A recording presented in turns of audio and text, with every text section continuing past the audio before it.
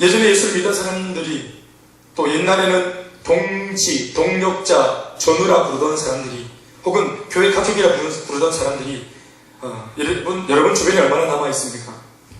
우리 주변에 얼마나 남아있습니까? 혹은 교회에 열심히 다니는 사람을 기준으로 볼 때 나는 과연 그 사람의 기준 앞에서는 남아있는 사람인지, 내가 하나님의 믿음을 지키고 선한 싸움을 싸우고 있는 사람인지를 우리가 생각을 해야 되겠습니다. 저는 예수님을 믿는 신앙의 어떤 모습뿐만 아니라 하나님의 거룩한 일을 감당하는 소위 사명자 혹은 사역자로 우리가 살아간다고 할 때에 어떤 직분을 가졌든 안 가졌든, 제가 늘 한 번씩 언급하는 것이지만 우리 세상살이가 영적 전쟁터이기 때문에 우리는 군사가 되어야 해요.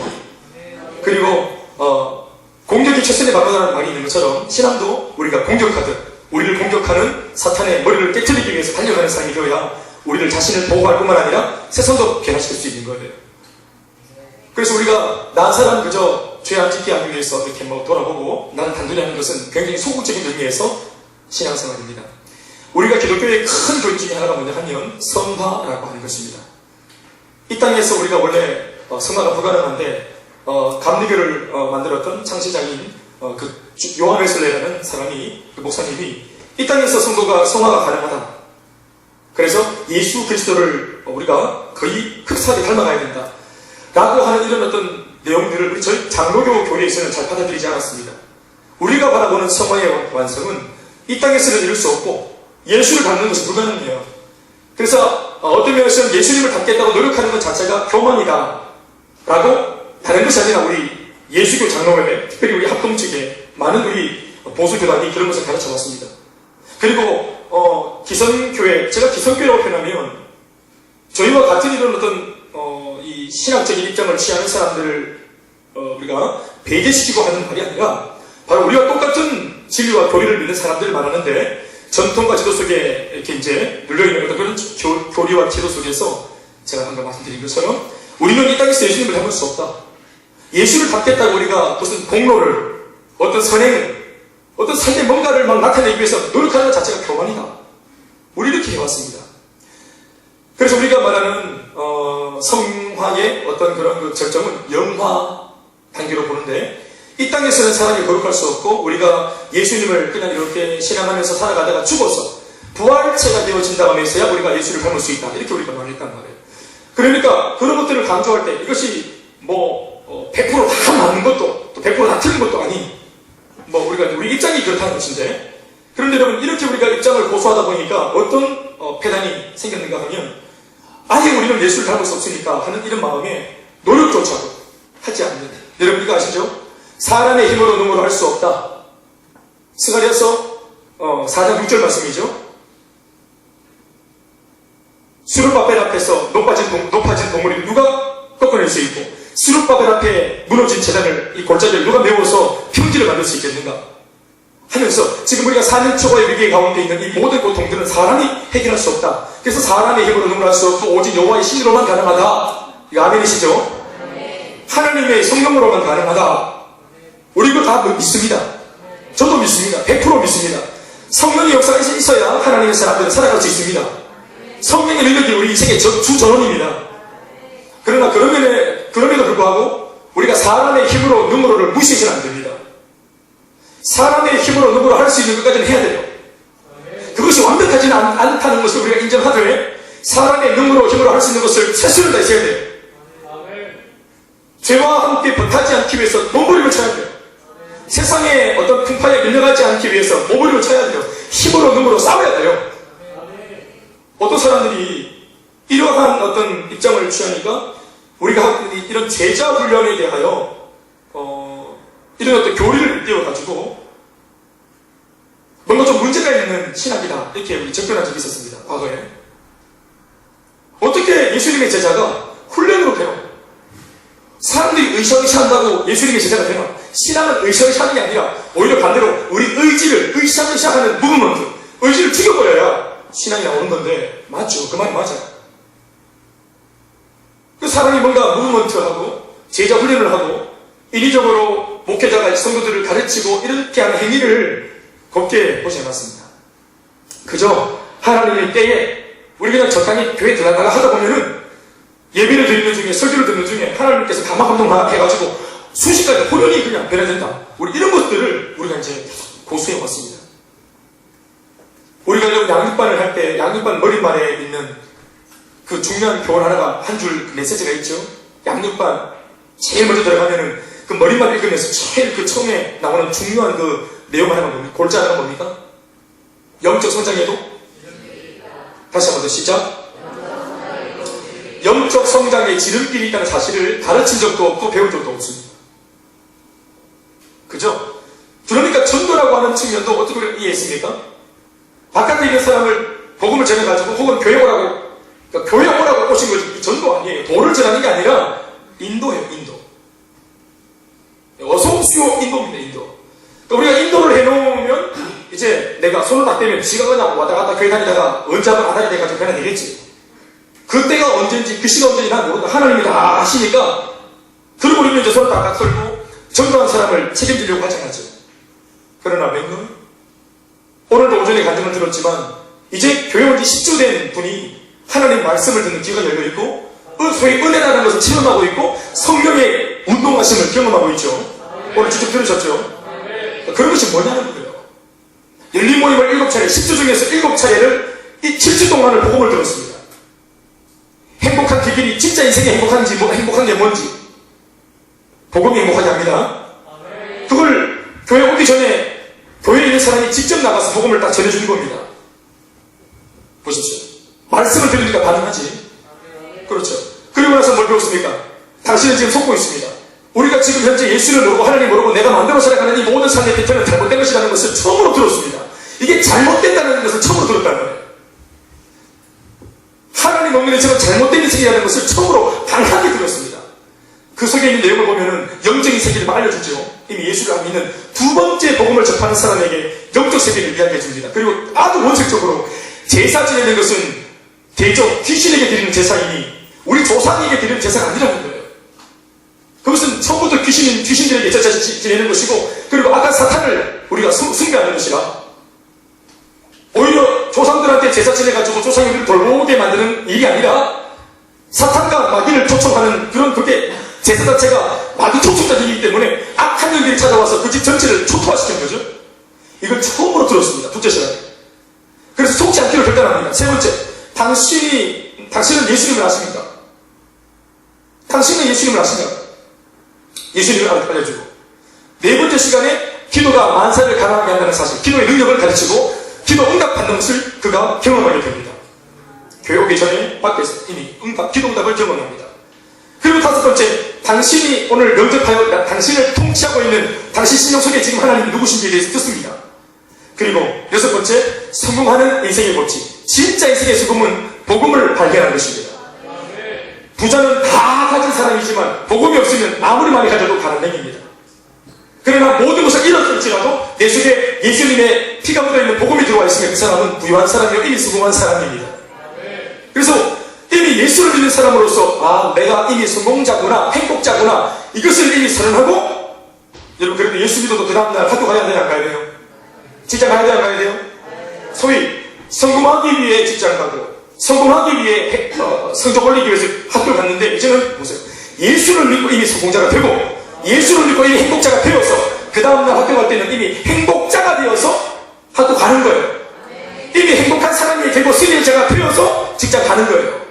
직장이 나에게 행복을 주는 게 아니고 세상이 나한테 만족을 주는 게 아니라 예수 안에 이미 만족한 사람이 되어 세상을 살아가는 겁니다. 그러니까 이 세상을 살아가는 태도와 자세가 얼마나 달라요. 그러니까 당당할 수 있는 겁니다. 돈이 많아 부해도 가난해서 아무것도 없어도 환경 따위에 저울 때 당하는 사람이 아니게 된다는 사실 저는 이것을 믿습니다. 그러니까 예수 믿는 사람들 아니 이렇게 말하면 안 돼요. 그러니까 예수를 제대로 믿는 복음을 제대로 하는 사람들은 우리가 배경적으로 볼 때 사람이 아주 반짝거리고 아주 확실히 차 보이는 것입니다. 이걸 믿으십니까? 믿으십니까? 그런데 여러분들의 얼굴은 왜 그렇습니까? 확실히 딱 차 있어요. 물감을 좀 내보셔야죠. 그래. 그리고 마지막으로 배우는 것이 뭡니까? 우리가 의미 없이 왔다 갔다 20년, 30년도 의미 없이 왔다 갔다 얼마든지 다닐 수 있죠, 교회를. 그런데 열린 모임 7번째 마지막으로 뭘 배우죠? 교회가 당신을 행복하게 한다는 사실을 배웁니다. 그래서 여러분, 우리가 월화수목금도 쎄 빠지게 일하고 피곤한데 주일날 그냥 뒹굴고 쉬지라고 하는 이 안식의 개념이 바뀌어서 오히려 주일날 평안한 몸이지만 일찍 와서 교회 나와 예배를 드릴 때 은혜 받고 말씀을 듣고 기도하면서 죄 용서 받고 새롭게 성령을 받으면서 우리는 힘을 얻게 됐죠. 그러니까 예배가 우리는 힘입니다. 믿습니까? 그렇죠. 그래서 예수 믿는 사람들은 예배를 생명 걸고 드리는 이유를 이제 알았단 말이에요. 그래서 예수 믿는 사람들은 생명을 다해서 교회를 가고 예배의 모습을 거는구나. 그래서 모든 오해를 다 벗겨내고 기쁜 마음으로 부담없이 교회를 7주 만에 오게 되니 이렇게 들어온 사람은 절대로 교회를 떠나지 않습니다. 그래서 교회에 남을 확률이 훨씬 높은 거예요. 이미 마음을 다 열고 왔기 때문에. 이걸 믿으시면 아멘 합시다. 자, 보십시오. 우리가 여러분 말씀을 들으면서 이렇게 될 수 있다는 사실도 몰랐죠? 영적 세계에 쥐를 낀다는 사실 몰랐죠? 이전에 알았는가 봐. 어휴, 배워서 알았지. 솔직하게 말해보세요. 배워서 알았지 않았어요?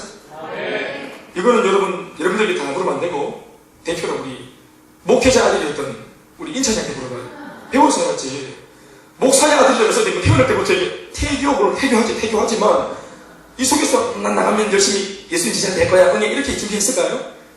그냥 돌대가리로 태어났어요. 똑같이 조심하게 말하면 영적으로 무지하니까 태어났을 때.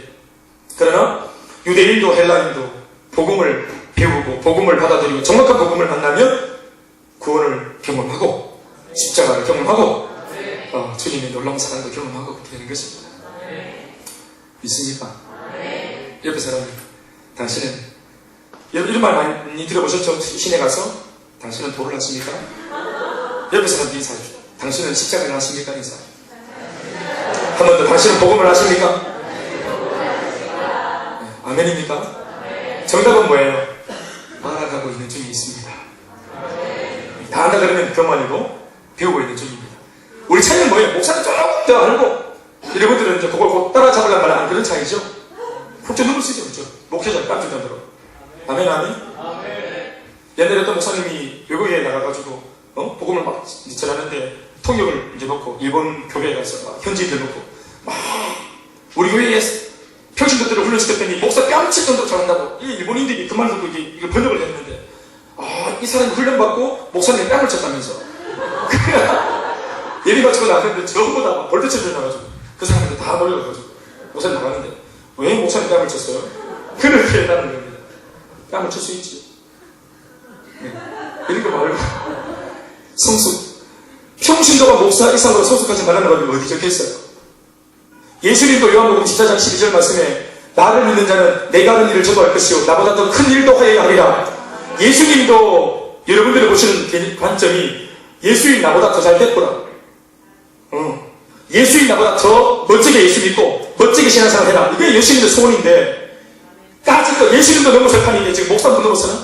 셀리더 아이고 참말로 넘어서지. 저거 넘어서지. 그래 얼마든지 여러분 나중된 자가 먼저 돼야 돼요. 그래야 먼저 된 자들이 어떻게 되죠? 찌그러집니까? 먼저 된 사람들이 도전받고 긴장하고 날마다 끼어있게 되고 매너리즘에 안 맞게 된다 이 말이에요. 그래서 생가족들이 날마다 풍성한 교회는 교회 전체가 건강해요. 믿습니까? 그렇습니다. 가정도 마찬가지. 애가 있으면 가정이 살아나는 것처럼 그렇습니다. 혹시 집이 막 우울하고 이러면은 정문아 엄마한테 하나 더 낫다 이렇게 말하면 돼요. 막둥이 하나 낳아라 이러면 분위기가 더 좋아지고 엄마가 넣는 것보다는 네가 결혼해서 애를 낳는 것도 빠를 것 같아. 그러니까 우리가 빨리 자각하고 있으니까 그렇게 해서 할렐루야. 아무튼 새 생명이 있으면 분위기가 아주 좋아지죠. 우리 교회 지금 분위기가 좋아지는 이유가 뭘까요? 오늘 옆에 있는 사람들 때문에 그래요. 그럼요. 사랑하는 여러분, 자 오늘 제가 하고 싶은 말이 뭐냐 하면 예수님의 제자가 되는 것이 불가능하지 않다는 것입니다. 이 땅을 살아갈 때 완성된 성화를 위해서 달려가는 것 자체가 여러분 그것이 교만이 아닌 줄 믿습니다. 모든 것 다 주님이 하시지만 내 할 몫을 해야 될 줄로 믿습니다. 우리가 힘과 능으로 최선을 다하고 다 하고 거기에 성령도 기름 부어 주시고 아멘 아멘. 상상해보세요. 골리앗이 갑자기 현기증 때문에 막 쓰러지려고 그럴 때 그때 찬스다 이러고 달려가가지고 거기서 숟가락 하나 더 얻는 기분으로 다윗이 돌을 다 던졌습니까? 골리앗이 딱 어지러워 넘어갈 때 어지러워서 몸이 크니까 던진 겁니까? 쓰러지는 게 먼저예요? 아니면 돌 던지는 게 먼저예요? 돌 던지는 게 먼저라는 거예요. 다윗이 믿음으로 돌을 딱 치고 던진 게 먼저고, 힘으로 눈으로 최선을 다했고, 그리고 그 최선 위에 뭐였어요? 하나님의 성령이 힘을 실어주시니까 그 작은 초등학교 아이가 던진 돌멩이가 얼마나 빠르게 날아갔는지 골리앗 이마에 뭐 있더라? 박혔더라 했습니다. 여러분, 박찬원 보십니다. 박찬원. 위헌진입니까? 바로 탁 박히는 거죠. 강력하게 하는 역사하시는 거죠.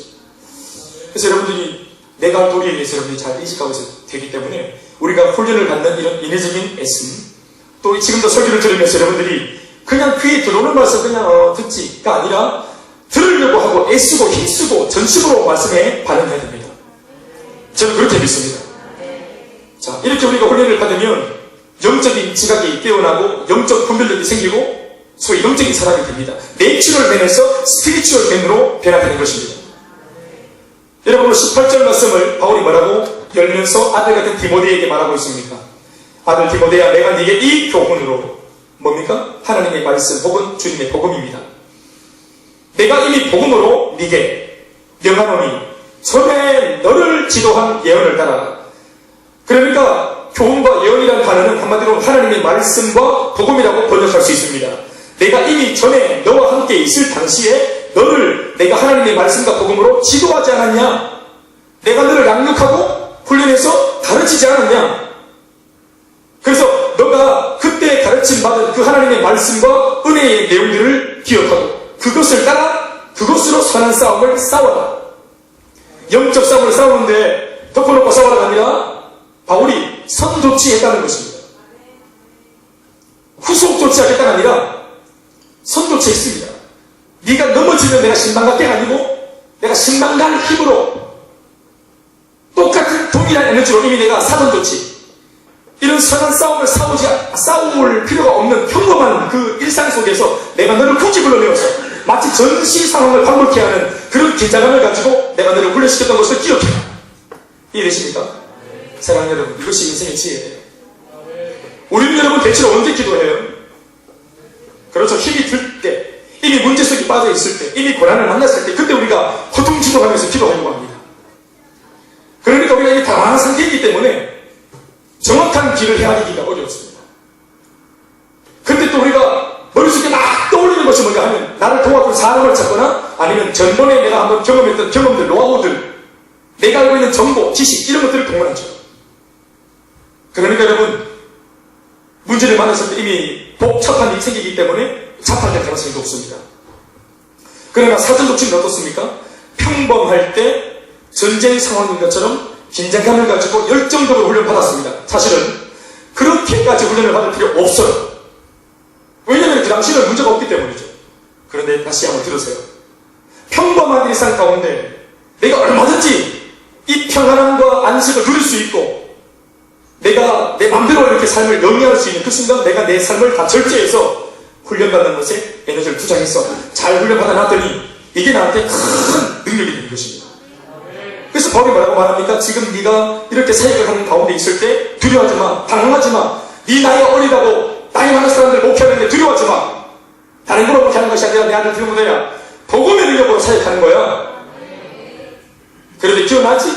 내가 일전에 네가 아주 아마추어일 때 열과성을 다해 나는 가르쳤고 네가 열과성을 다해 배웠던 거, 그 예언의 말씀을 통해 배운 그 복음을 기억하지? 그것으로 선한 싸움을 싸워봐 했던 것입니다. 그런데 싸우는 목적이 있습니다. 다시 말하면 사탄도 우리에게 싸움을 걸어오는 목적이 있는데 무언가를 무너뜨리고 빼앗기 위함입니다. 그런 식으로 싸움을 걸어오니 우리는 영적인 싸움에서 우리가 지켜야 될 것이 있겠죠. 우리가 지켜야 할 것과 사탄이 노리고 있는 것이 같은 것입니다. 오늘 수많은 것이 있겠지만 그 중에 사도 바울이 언급하고 있는 것은 두 가지입니다. 그 19절에 나와 있는 것인데 믿음과 착한 양심입니다. 이 믿음과 착한 양심을 가지라 합니다. 한번 하시죠. 시작.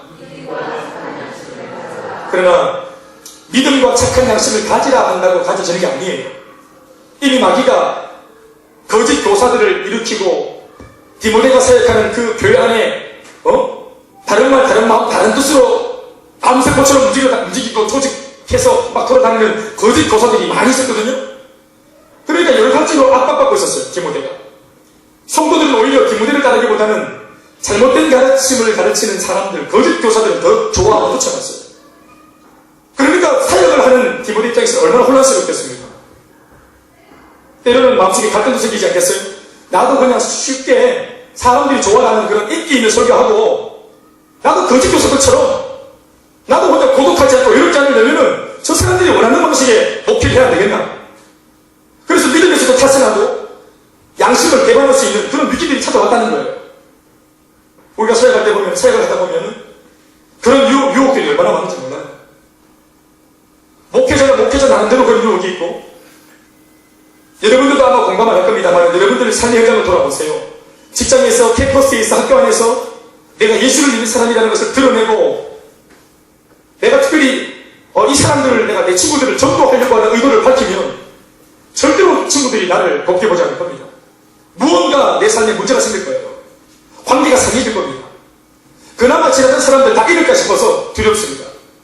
그러면서 우리 마음속에도 나도 모르게 믿음을 저버리거나 아니면 우리가 어느 정도를 감추거나 혹은 내 마음속에 성령의 음성이 가장 강하게 들려오지만 그 양심의 소리를 거절한다. 뭐 이런 식으로 할 수 있습니다. 그러면 여러분, 이 바울의 당부가 낯설지 않죠. 삶이 만만치 않을수록 믿음이 흔들릴 수 있고 또 양심이 흔들릴 수 있습니다. 제가 이것이 뭘 의미하는지 좀 설명을 하겠습니다만은, 자, 한 번 더 말씀드리면 오늘 바울이 디모데에게 하는 말입니다. 믿음과 착한 양심을 지금 잃을 정도의 위기 가운데 너 있지. 지금 사명이고 막 나발이고 다 때려치우고 뒤돌아서고 싶고 타격하고 싶은 그런 유혹들이 이렇게 찾아왔지. 그러나 예수 그리스도의 절대 제자는 믿음을 지켜야 되고 선한 양심을 지켜야 된다. 그런데 이것을 덮어놓고 지켜야 되는 것이 아니라 바로 이것을 지키기 위해서 전에 배웠던 그 복음의 능력을 기억하고 훈련받은 대로 내 귀에 말씀이 들린 대로 그 말씀의 원칙을 따라 네가 그 말씀에 네 자신을 동요매고 기꺼이 선한 싸움을 싸우고 영적 전쟁 감당해라 한 것입니다. 사랑하는 여러분, 믿음과 착한 양심이라고 하는 것은 진정으로 예수님을 인격적으로 믿고 진짜로 죄를 회개하고 회심한 참 그리스도인의 표지입니다. 표지라는 것이 뭐예요? 드러나 있는 이제 어떤 그런 어떤 상징이죠. 믿음, 예수를 진짜로 믿게 되면 이 믿음이 이제 생기죠. 예수를 참으로 고백을 하게 되면 우리 안에 선한 양심, 자, 설명을 드리겠습니다만은 이런 것들이 생깁니다. 진실로 예수 그리스도를 인격적으로 영접하고 죄를 회개하여 참 그리스도인이 되었다면 그 사람 속에는 무엇보다 첫 번째, 하나님을 향하여서는 믿음이 생기고 믿음이 자랍니다. 하나님을 향하여서는 믿음이 이전에 믿음이라는 게 없었어요. 그러니까 예수를 딱 영접하면서 믿음이 딱 싹을 틔우고 그때부터 막 자라기 시작한다. 그러니까 하나님을 향하여서는 믿음이 자라고, 그리고 참 그리스도인이라 할 때 두 번째는 세상을 향하여서는 착한 양심이 자라게 됩니다. 그리고 이 믿음과 착한 양심을 빼앗거나 변절시키려고 하는 사탄과의 싸움도 바로 이 순간부터 치열하게 일어나게 됩니다. 그러니까 믿음과 착한 양심은 생각하세요, 여러분. 이 예수를 믿으면서 생긴 믿음과 착한 양심이라고 하는 것은 가만히 있으면 손상을 입게 되고 변질되게 됩니다. 왜? 마귀가 적극적으로 빼앗으려고 하는 것이기 때문에 그래요. 그러니까 가만히 있으면 저절로 신앙이 자라는 게 절대로 아니라는 사실을 여러분들이 한 번 더 생각할 수 있기 바랍니다. 교회 가만두면 안 됩니다. 성도 가만두면 변화는 그냥 변질이 됩니다. 매너리즘에 빠지게 돼요. 이것이 개혁주의 우리 이 개신교 정신입니다. 16세기 종교개혁 이후에 루터와 칼빈이 주장한 한 번 개혁되어진 교회는 끊임없이 개혁되어져야 한다 하는 것이 우리의 이것이 정신입니다.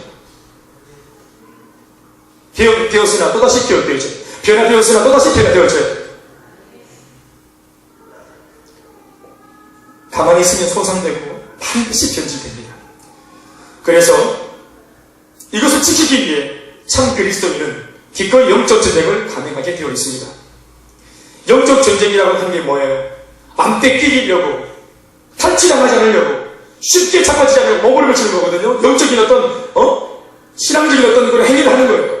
그게 뭐냐면 예배일 수 있겠고, 우리가 쉽게 말하면 훈련일 수도 있겠고, 그리고 불같이 기도하는 기도일 수도 있어요. 그 행위가 어떤 것이든 간에 우리가 하고 있지 않다면 우리 지금 떠들어가고 있는 중이에요. 말할 것도 없어요.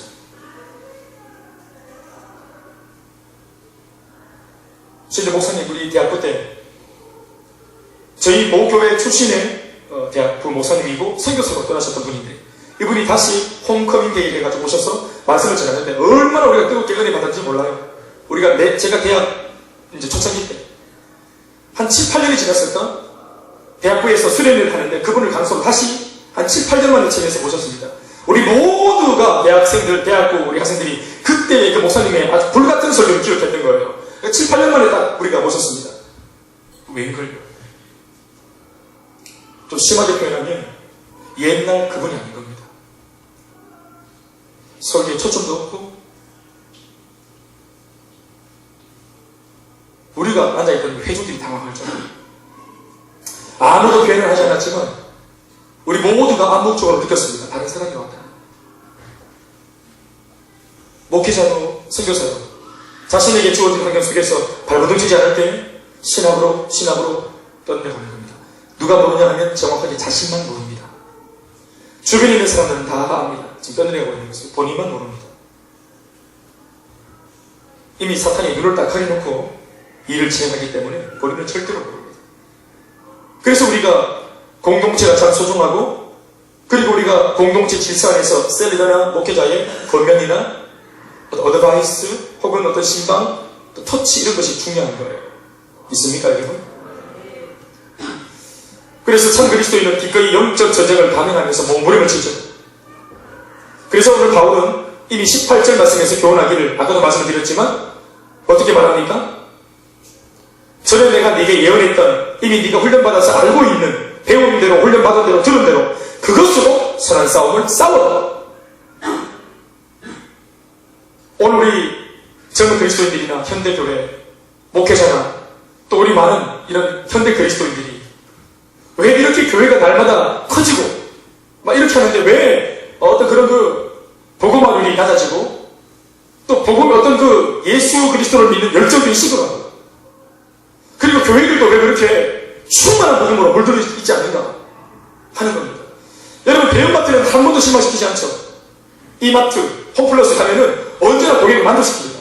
우리가 원하는 모든 것이, 진짜 우리가 원하는 어떤 것을 상상하더라도 그 이상의 것들이 나와 있습니다.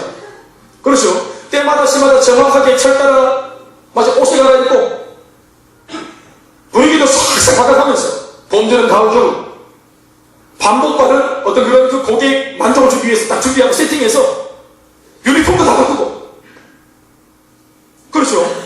그 안에 있는 그런 음식물들, 식품 이런 것들도 다 바꾸고 제품 다 바꿔서 때마다 시마다 철마다 딱 준비해서 고객이 생각하는 이상의 한 발 빠르게 딱 세팅합니다. 그런데 여러분, 사람들이 필요한 생필품을 사기 위해서 가는 마트도 사람들에게 그렇게 감동을 주는데요, 사람의 생명을 책임지는 교회가 그러지 못하는 거예요. 물론 교회를 교회 되게 하는 생명의 복음을 바뀌면 안 되죠. 그렇지 않습니까? 예수 그리스도의 복음은 변하면 안 돼요. 그러나 예수 그리스도의 복음을 포장하는 그 내용물은, 내용이 아니라 그 포장들은 달라질 수 있어요. 그리고 더 뜨겁게 기도하고 영적으로 살아있고, 그래서 심지어 영을 느끼지 못하는, 성령을 느끼지 못하는 불신자가 처음에 교회에 딱 들어가고 압도적으로 성령이 딱 역사하셔서 그 불신자 마음속에 이거 뭔가 있구나 싶은 그런 어떤 마음이 들도록 교회가 준비하는 것. 여러분, 이것이 교회인데 오늘 우리의 교회는 참 믿음과 착한 행실, 그리고 여러 가지 어떤 면에서 많은 부분에서 우리가 소상을 지금 당해 있습니다. 많은 걸 잃어요. 임진왜란 때 이 나라에 외세가 침략해 와가지고 빼앗아간 그런 문화재들이 얼마나 많습니까? 고려시대, 삼국시대, 조선시대, 이제껏 외세에 침공당해서 얼마나 이 나라가 무릎뜯기고 쥐어뜯기고 얼마나 지켜준 것이 많습니까? 우리나라 이거 고유한 문화재가 프랑스에 가 있고 유럽의 박물관에 들어가 있고 이런 일들 말이에요. 우리 것을 달라고 말하지 못하고 우리가 거의 아부하다시피 구걸해가지고 경험을 얻어내고 외교를 통해서 말이죠. 잠들어 있던 사이에 교회 안에, 아니 교회 안에서만 볼 수 있었던 수많은 영적인 그런 귀한 보화들이 많이 사탄에게 뺏긴 겁니다. 그래서 지금 오늘날 교회는 1세기 교회가 아니에요, 사실. 바울이 피를 토하며 전했던 복음을 통해서 변화받았던 3,000명이 모여서 함께 떡을 떼고 사랑을 나누었던 그 아름다운 사랑의 공동체가 이게 아니에요. 그러니까 우리가 다시 교회의 원념을 복구하기 위해서는 뭐 해야 돼요? 선한 싸움을 싸우고 힘으로, 능으로 최선을 다해서 사랑하기로 결단하고 용납하기로 결단하고 성령 충만하기로 결단해서 은혜를 구해야 돼요. 예배가 예배될 수 있도록 우리도 할 수 있는 한 힘을 다하고 최선을 다해서 교회를 교회되게 하고 예배를 예배되게 하고 신앙을 신앙되게 해야 될 줄 믿습니다. 그렇게 할 때 성령이 기름 부어주시면 폭발성이 일어나는 것입니다. 우리는 이미 숙제를 안고 있어요. 이미 숙제를 가지고 있어요. 오늘날 우리 교회는. 그래서 바울의 이 말, 훈련받은 것을 가지고 선한 싸움 싸워라. 아멘인데 중요한 것은 우리가 디모데처럼 바울을 통해 훈련받은 게 없다는 게 문제예요. 그러니까 훈련받은 게 없기 때문에 갖추어지지 않은 성도들이 뭘 싸우겠어요?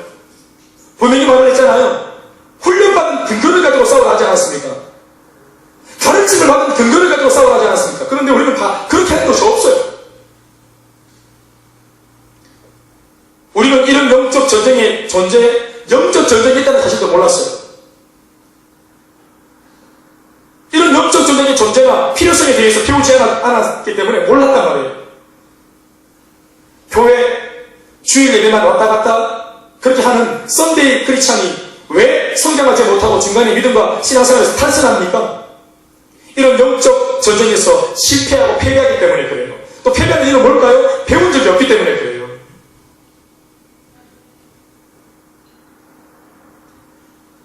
가르쳐주지 않았기 때문입니다. 지름길이 있다는 사실을 몰랐습니다. 오늘 사도 바울처럼 이렇게 편지를 쓰면서 이렇게 해라하고 안타까운 마음으로 건면하는 멘토가 없었습니다. 오늘 디모데 전서가 뭐예요? 전서가 뭐예요? 첫 번째 편지입니다. 후서가 뭐예요? 두 번째 편지입니다. 그 속에 애끓는 아들의 심령이 절절한 바울의 고백들이 묻어 있습니다. 이 편지를 읽으면서 디모데가 얼마나 많이 울며 불며 절규하며 힘과 용기를 냈겠습니까? 믿으십니까? 우리 군대 갔을 때 우리가 뭘로 그걸 버텼습니까? 우리 짝순이 편지로 다 버텼습니다. 오빠 내 마음 알지? 짝순이 편지 거리면은 난리가 나는데 당장 소개해내라고 선생님들이 다 뺏어가. 난 여자친구도 다 뺏어가요. 군대 다 뺏어갑니다. 빵수도 전봇대 다 뺏어간대. 실제로 우리가 뭘로 버텼습니까? 편지. 게다가 편지 읽다가 하면 눈물 자국 이렇게 떨어져 있어 봐라. 그걸 한 달을 버틴다. 우리 선생님들도 보면은 눈이 시뻘게 해가지고 후배들 들어오면은 여자친구가 여들라고 눈이 벌겨져 있어요. 정말 짐승들처럼. 왜 그러냐면은 자기 여자친구 원래 있었는데 1병, 2병 못 넘어온 거예요. 1병, 2병까지 그 친구가 그 여자친구 버티다가 돌아서더라고. 그러니까 가족이 바보 된 거예요. 복음로 없는 거예요. 복음로가. 그러니까 눈이 벌겨가지고 막 후임들 이렇게 보면서 하나 줘 이렇게 하는 거예요. 그 편지 하나가 여러분 말년을 버티게 합니다. 말년을. 여러분 편지 받았습니다. 바울의 편지입니다. 여자친구 아닙니다.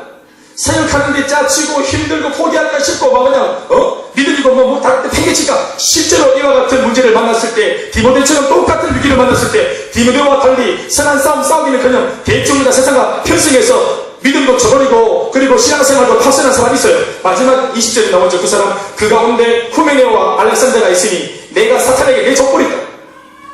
내가 끝까지 말씀으로 붙잡을 수 있었으나 아무리 권면해도 자기들은 마음을 돌이키지 않고 계속 하나님을 모욕하는 삶을 사니까 바울이 더 이상 세 번째, 네 번째 편지 쓰지 않고 내버려뒀더니 그들은 완전히 탈선해버렸다 했습니다.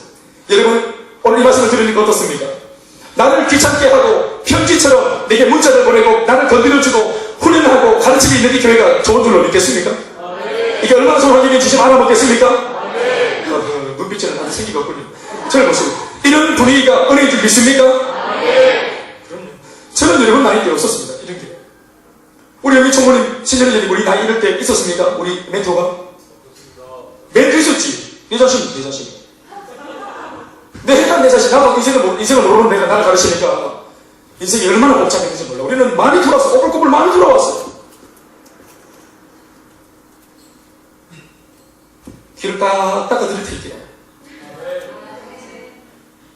만들어진 길이 있는데도 흠집하면서 왔다 갔다 하면 진짜 이거는 진짜 벌받아야 돼. 우리 블루원 갔거든요. 쟁여들하고 같이 지난 여름에 우리 천총하는 코스가 있었어요. 내가 정확히 이름은 잘 모르겠어요. 굽이치는 유수풀 같이 이렇게 돼 있는 곳인데 파도가 얼마나 한 번씩 파도가 팍 나오면은 막 튜브 타고 막 전부 다 뒤집어 좀 날려나는 그런 안 가봤구나. 그런 데가 있어요. 그냥 던져놨어요. 그렇게 있는데 제가 애들하고 그렇게 했어요. 던져가면 안 돼. 파도 친다고 다 던져가라. 이것들은 다 던져가지만 우리는 리듬의 사람들이야. 우리 영유 하는 거예요, 영유. 그래서 튜브 들고 발톱 딱 들어가지고 막 끌고 있어. 이거 막 안 넘어가고. 그래가지고 막 파도 시작하면 다 뿌리 없는 것들은 다 던져가고. 영숙이는 우리는 다 살아남아. 그러면 막 이차 뭐 저거라. 저 여기 던져가 잡아봐. 잡아봐. 말해봐. 소민이 막 뒤집어 던져가 잡아버려. 계속 전진전진이 또 막 하면 또 버티다가 또 막 올라가고. 제가 뭘 가르치고 싶었던 걸까요?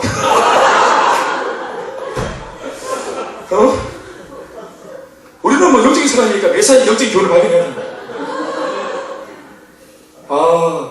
리더 잘못 만나면 개고생이구나.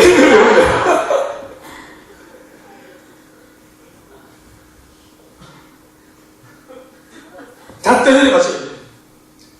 뭐라고 말하고 있습니까, 여러분? 이 19절 말씀에 오늘 디모데가 그렇게 되지 않길 바라는 마음으로, 그리고 이미 너 앞에 후메네오와 알렉산더가 이미 그렇게 되었으니까 하고 사도 바울이 걱정해서 하고 있는 말이 뭐예요? 19절 말씀 읽어봅시다. 시작.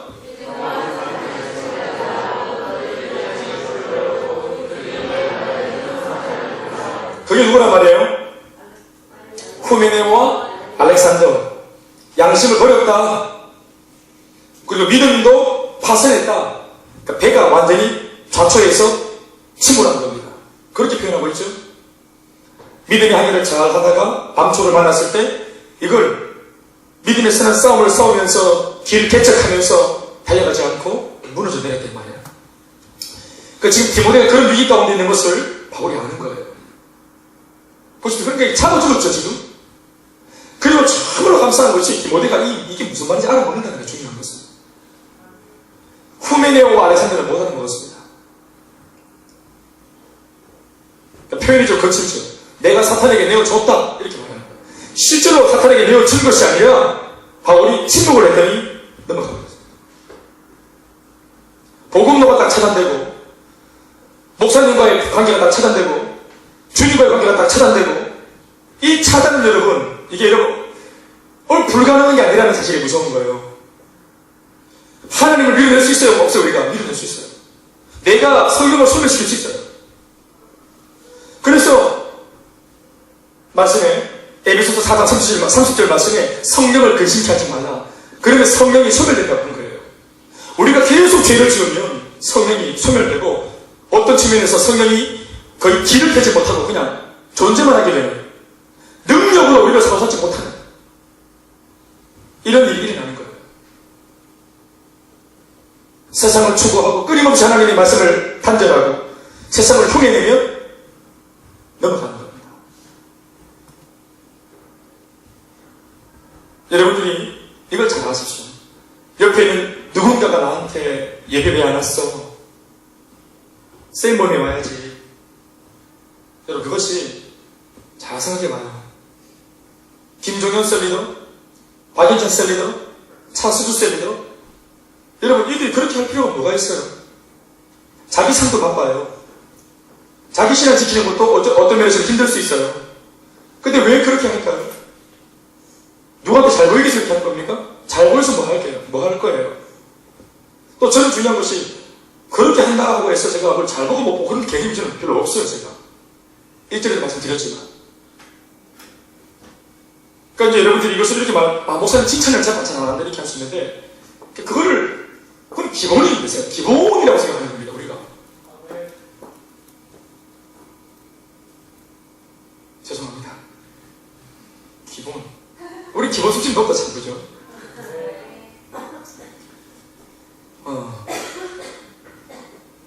먹으면서 이제 이제 얘기를 하고, 그러냐? 참 대단하다. 그렇게 하는 거죠.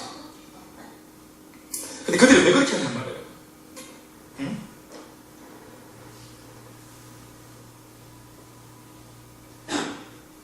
예수 그리스도 그분의 사랑에 떠밀린 거죠. 훈련받고 배워보니까 이게 주님이 원하는 거구나. 이거를 나보다 한 발짝 먼저 알고 이제 그렇게 섬기고 있는 거 아니겠어요? 그러니까 여러분 그래서 여러분들이 이렇게 어려운 형편 가운데 섬기려고 하는 그 사람들의 어떤 그런 손님들에 대해서 여러분들이 따뜻하게 바라보셔야 돼요. 따뜻하게 바라보셔야 돼요. 말씀으로 맺겠습니다. 하나님이 주신 마음이 있다면 그건요 전쟁을 하더라도 지켜야 유지되고 지켜야 자라고 지켜야 성숙에 이릅니다. 영적 세계는 절대로 요령이 없습니다. 어떤 사람이 교회를 한 10년 쉬었다. 여러분 굉장히 지금 많이 아무리 부드럽게 말을 하고 친절하게 말을 하고 젠틀해도 영적 상황은 상당히 지금 많이 무너진 겁니다. 어떤 면에서는 악한 사탄의 영에 의해서 많이 지금 손상당한 어떤 사람이라고 보면 옳습니다. 외형은 비록 교회를 안 다녔고 쉬었지만 또 방황했지만 네 하고 이렇게 참 사람이 젠틀하지만 우리가 그 껍데기 봐서 안 됩니다. 그 속은 지금 완전히 참혹한 겁니다. 지금 이 사람을 우리가 영적인 환자로 봐야 됩니다.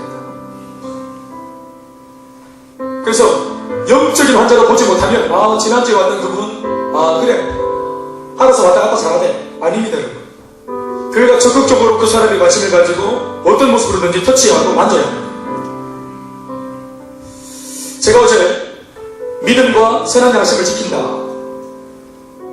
그래서 내가 흔들리지 않아서 국가에게 선다. 이것을 어려운 말처럼 했는데 우리 좀 쉽게 풀이하면 제가 어제도 안 그래도 우리 중고등부 학생들한테 그런 몇 했는데 제자 훈련이라고 모아놓고 제가 3분의 2나 되는 시간 동안 제가 열강을 했던 내용이 뭐냐 하면 뭐였냐면 인사하는 거였어요. 인사 제자 훈련 내용을 놓고 인사하는 거, 사람을 반기는 거, 반길 줄 아는 거 이런 것들을 제가 거의 한 70% 제가 얘기를 했던 것 같아요. 맞나? 은정아? 오늘 맞나? 그렇지. 세 가족이있다고 왔다. 내가 전도 안 했을지라도 우연하고 반기라 했지. 여러분 우리가 참 너무 쉽게 생각하는 거죠. 근데 이제 그렇게 안 돼요. 거기에서 내 선한 양심을 내가 배신한 거예요. 성령의 감동을 내가 묵살하는 거지. 전도 안 했죠 내가. 그렇죠. 전도를 그 사람이 했어요. 그러니까 그 사람이 교회에 들어오면 이 사람을 또 다른 의미에서 전도를 하게 만들어주는 더 구체적으로 전도를 하게 해야 될 사람이 있는데 그 사람이 누구냐면 이미 교회에 와 있는 성도들이에요. 그 사람들이 반가운 얼굴, 환영하는 어떤 제스처, 또 인색하지 않은 어떤 미소 이런 것들을 환영할 때 이것이 또 다른 의미의 전도가 되는 겁니다. 그러니까 바깥에서 교회까지 전도했다면 교회에서 이제 뿌리를 내릴 수 있도록 더 깊은 전도를 이미 교회에 있는 사람들이 해야 되는 것입니다. 내가 아이들한테 물었어요. 야, 너희들 방 안에서 밖에 나올 때는 예쁘게 나듬고 멋있게 해가지고 내가 남들 내 맘속에 허락에 배우게 바깥에 외출하는데 그런 게 멋지게 나와가지고 왜 뭔가 자기가 있는 것처럼 그러냐.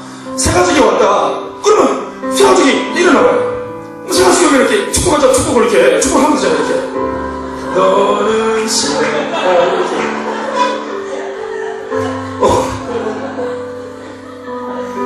제가 좀 오버했지만 적극적으로 표현을 할 수 있는 거예요. 여러분 이 사람을 교회 바깥에서 교회 들여오는 거 힘들어요? 어려워요? 무슨 말이고? 힘들어요? 힘들지 않아요? 전도하는 거 힘들죠? 교회가 전도하는 게 얼마나 힘든지 몰라요. 그런데 이 사람이 그렇게 들어와서 이 사람을 축복하는 것은 바깥에서 교회 들여오는 것보다 쉬워요? 어려워요? 손 내밀고 축복하는 거. 잘 왔어 영민아 반가워 손 흔드는 거 이게 어려워요? 쉬워요? 훨씬 쉬운데 이 사람이 감동을 어디서부터 크게 먹는 줄 아세요? 낯선 사람들이 자기를 처음 보는데도 환영할 때 아는 사람이 전도했던 것보다 더 크게 감동을 받아요. 거기에서 나 여기 남을래 이런 마음을 결정하는 거예요. 내가 왜 할까요? 제가 그 출신이잖아요. 내가 그렇게 셋이 세 가족으로 들어온 출신이에요. 제가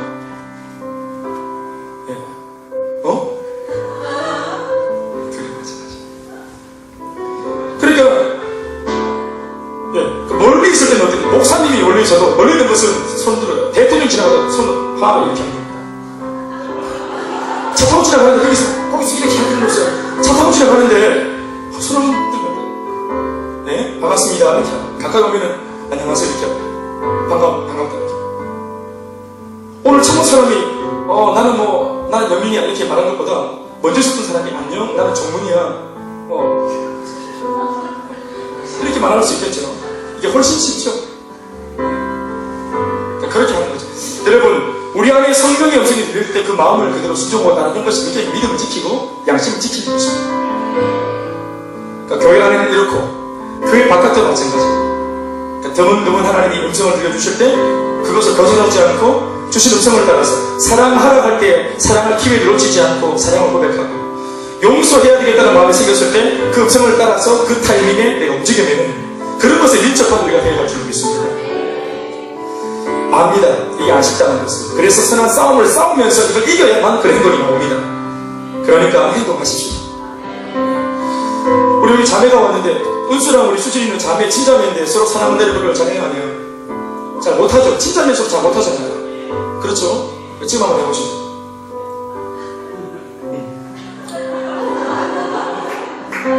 그렇게 제가 하는 것입니다. 말씀을 뵙겠습니다. 이건 나 마무리가 잘 안 돼, 항상. 자꾸 하고 싶어가지고. 믿음은 하나님과의 관계에서 자라는 거고, 내가 진정한 그리스도인이라면 착한 양심은 이제 세상을 향해서 자라는 겁니다. 그래서 우리가 세상 사람들이 볼 때도 이 마음을 지켜야 예수 믿는 사람들은 이런 말을 듣는 거예요. 그 교회 안에서도 우리가 믿음을 다 지켜. 이게 바뀌어가지고 교회 안에서는 사람 바라보고 앉아있고 또 세상에서는 또 막 주님께 원망하고 이렇게 하면 안 되는 겁니다. 그러니까 믿음도 꼭 지키고 착한 양심 지켜서 주님의 절대 제자가 일어나기에 아주 적합한 사람 꼭 될 수 있습니다.